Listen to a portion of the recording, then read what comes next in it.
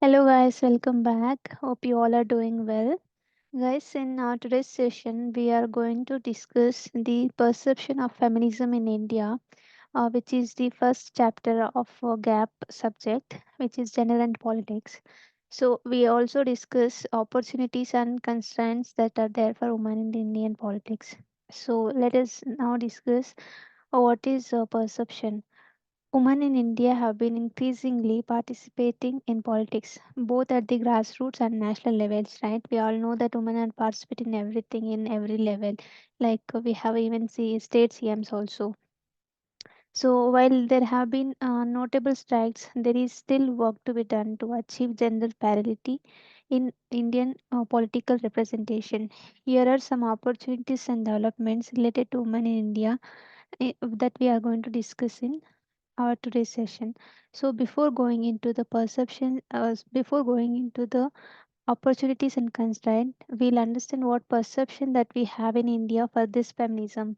So feminism in India has a complex and evolving perception because of its opportunities and constraints. Also, it is very important to understand that India is a diverse country with a wide range of cultural and social and economical contexts. So, perspective of feminism can vary significantly across different regions and communities. Right? We have so many different cultures, regions, and the beliefs. So, the feminism depends on each community and each religion. So, the major perceptions that we can categorize is urban and rural divide. In urban areas, there tend to be more visible and vocal feminism movements with increased awareness and support for gender equality. In urban areas, everyone is getting educated, everyone will understand the equality. So, there is more support for feminism and gender equality. But in the rural areas, due to traditional norms and conservatives and their attitudes, it is making it challenging for the feminism ideas to gain in a wide range. So it is very easy and it is growing very supportively on the urban areas, where in rural areas it is making difficult due to this traditional norms and their beliefs and attitudes. The feminism ideas are not gaining so widely. Then we have intersectionality. That means in India, we not only gender inequality, also along with the gender inequality, they are also facing other issues like different social categories like caste, class, and religion. You should faced by these women from marginalized. That means the lower caste people are acknowledged, and efforts are continuously made to address multiple layers of oppression. There are so many what you say acts that we have bring. Also we have the constitution, which is fight for gender equality, also for the regional inequalities.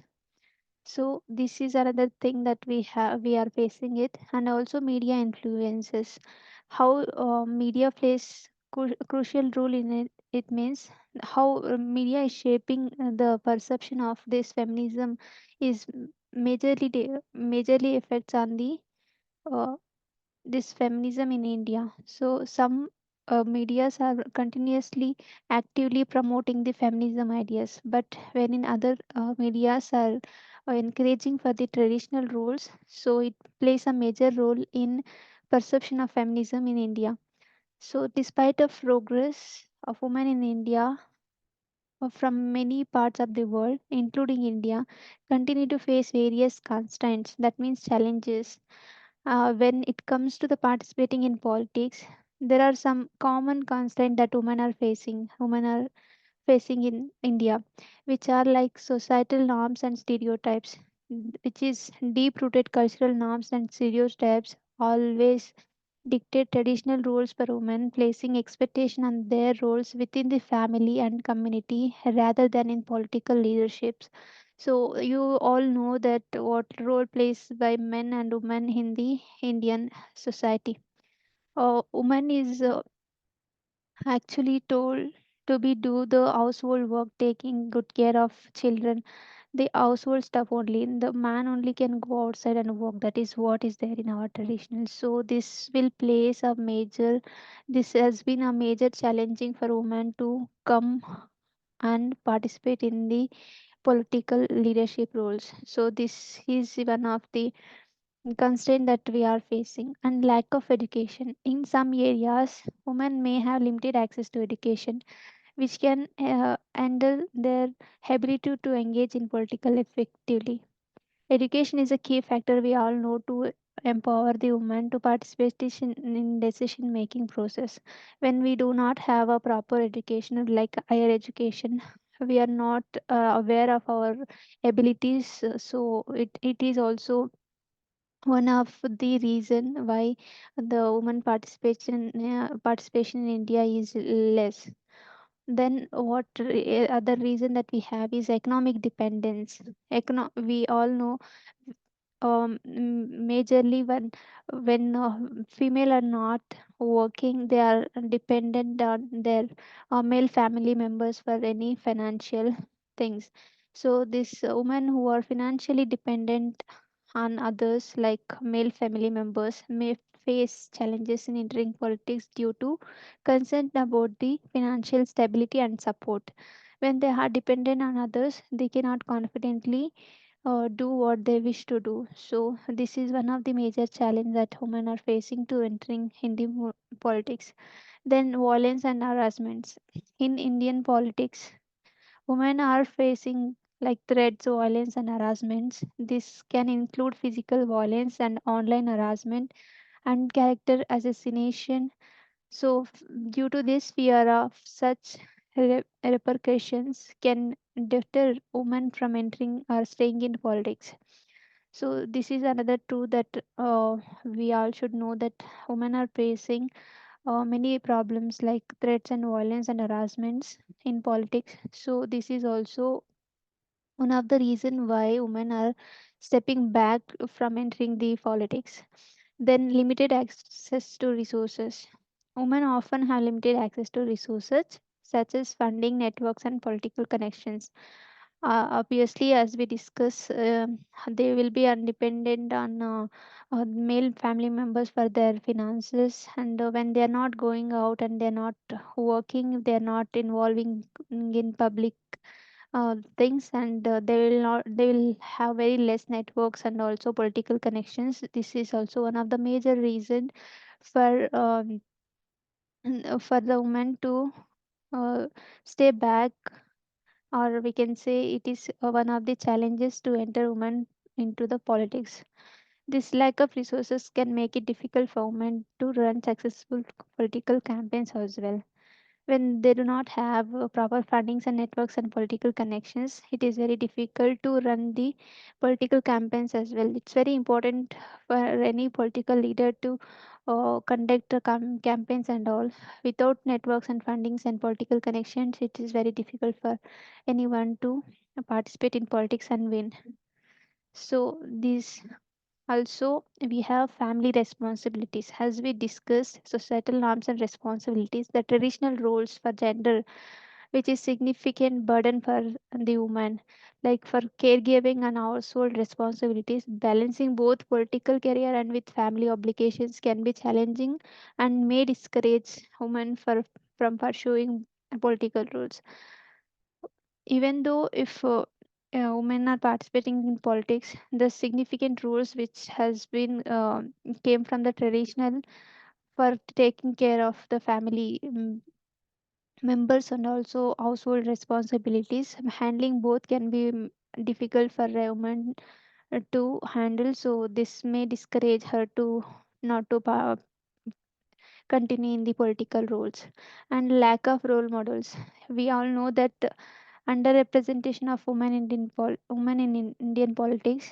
This also can create lack of visible role models, making it difficult for other women to envision themselves in the leadership positions. We do not have many. We have many people, but not as compared to male. We have very few women leaders. So, due to this role lacking in role models, this may be the reason for women not participating actively in politics. This lack of role model also be the reason. And institutional barriers, like in political institution may have inherent biases or barriers that make it challenging for women to navigate. This may include informal networks and practices that can include women from decision making processes. Right? I hope you understood this point. Informal networks and practices that exclude women from the decision making process. Then media scrutiny and gender biases. In women in India, especially in politics, often face the disappropriate scrutiny from the media. This gender bias can manifest in biased reporting, focusing on the appearance rather than policies. So, other forms of discrimination will also be the reasons for women to step back from the politics. Then, last, we have the cultural and religious barriers. Many cultures and religious norms may restrict are restricting women from involvement in the public life and politics. In certain contexts, women may face resistance based on cultural beliefs or interpretations of religion principles. These norms, these beliefs are restricting women from entering into the politics or public lives. So this is one of the major reasons. Addressing these constraints requires a multi-phase approach involving challenging in societal attitudes, legal reforms, educational initiatives, and the creation of supportive environment. Efforts to promote gender equality and empower women politically are crucial for building inclusive and representative democracies. When we want the gender equality in the political representation, we need to focus on multi facet approach, like in societal attitudes, also in a legal forms. We have to bring so many changes, and also educational initiatives to empower women, and also we should create the supportive environment for women to actively participate in the politics. That is what we are going to say it. And then we'll see what we have done, what our government have took actions to uh, do this, like to bring the equality in gender in the political representation. The first is reservation for women in legislative assemblies. There have been discussions going on and proposal for the reservating seats for women in state legislative assemblies and Indian Parliament to enhance their representation at higher levels of the governance. So we have the bills passed, and it's been in the discussion for years for reserving seats in the state legislative assemblies so that women can occupy more higher levels of positions. So this is one thing that we have done. We are It's in a process to do. Then then we have women political empowerment programs like NGOs, non-government organizations, and also government organizations have initiatives have been working to empower women politically through many different training programs, awareness campaigns, and also leadership development initiatives. Through these campaigns and training programs, the governments and NGOs are trying to empower the women to participate in political field. Then we have the Women's Reservation Bill. This women reservation bill, which proposes to reserve 33% of the seat in the Lok Sabha, the lower house of the parliament, and the state legislative assemblies for women, has been a topic of discussion for several years. It passed could significantly boost women representation in Indian politics. The bill, which is passed for to reserve 33% of seats in Lok Sabha for the women, is also one of the encouraging point for women to participate in Indian politics. Then youth involvement. There is a growing interest among young women in India to actively participate in politics. Youth led movements like campaigns have aimed at encouraging more young women to engage in the political process. Also, we have the reservation for women in the panchayats and municipalities. According to 73rd and 74th Amendments to the Indian Constitution, it is mandated a reservation for women in rural and urban local bodies, ensuring a certain percentage of seats are reserved for only women in panchayats and municipalities. This is the opportunity that has been given to the women to encourage and empower them to participate in politics. Then we have representations in parliament. Although the representation of women in the India parliament has been historically low, but there is an increased awareness. There is a push for greater inclusion. Women have held prominent positions, including role of Speaker of the Lok Sabha. We have very less number, but women are participating in every position of the politics also, including a role of speaker also in a Lok Sabha. We had the women representatives. And also the last second point is political leadership in India have served in top leadership position, including CM of the states. We know we have some states of CMs who are women, so we have leadership positions also as a chief minister of the states. For instance, several states have witnessed women leaders heading the state government breaking traditional barriers, whatever barriers that we have. They are that one who running the states. They are breaking these norms of traditional barriers, and they are participating, and they are doing well in the politics and political parties initiatives.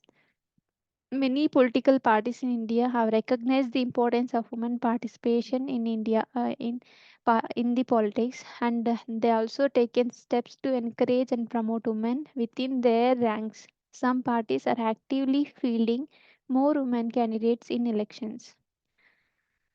Despite of these opportunities, challenges such as societal norms, gender biases, and patriarchal culture, it's continue to impact women's full and equal participation in Indian politics. Ongoing efforts are essential to create an environment that fosters gender equality and encourages women to play a more significant role in shaping the political landscape of the country.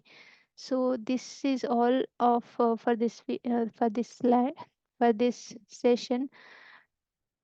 Whatever the policies that we have bring, are adding to that, we should continuously keep on putting efforts to encourage the women and bring this gender equality in politics. So this significant and continuous efforts is very much essential to bring the positive change in the political representation of women in India.